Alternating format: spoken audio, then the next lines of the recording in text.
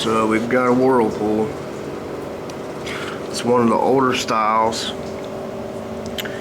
with the serial number or product number model. There we go. BFG1F, or yeah, that might be an E. Might be BEG. Probably BEG for beg this thing's gonna work. Anyway, it's an old unit. It needs replaced. We're gonna try to do a couple things to make it last a little longer until it starts leaking. Typically, this is the reset button that you can reset when you're having problems with them.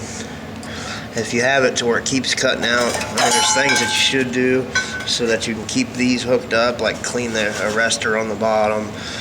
You can loosen up this so the air can go in that way. Knock out the glass so air can go in that way. But it keeps acting up. I think it's the control valve. So on this one, what I'm just going to do to try to buy them some time so we don't have to replace the unit is I'm going to wire these together. And more or less what it's going to do is bypass that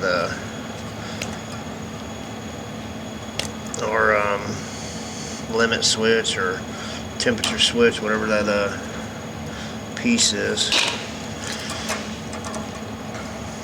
I hope this will work. I don't know for sure that it will because it's the control valve that's acting up. So we're gonna light this, light it now. Show you here how to light it. Some of them you don't have to move this. Most of them you do. This one don't really have a spot for pilot lighting, but if you can turn it all the way until it stops, toward the vacation. When it's in the on position, you have to press down on this to get that knob to turn, otherwise it'll catch right there. So you get it to where it says pilot, line that up with that little tip, press in on the button. You've got to hold down on the button to allow the gas to go in there. Then, of course, you use your piezo igniter to fire the flame up. Once the flame fires up, you have to typically count to 20 or 30 to get the thermocoupling hot enough to send the milliamp back to the control valve to tell it that it has flame or a fire down there. Once it does that, then it should stay on. Then you just take your main knob, get it to on, and then adjust this so that you can fire it up to your designated temperature.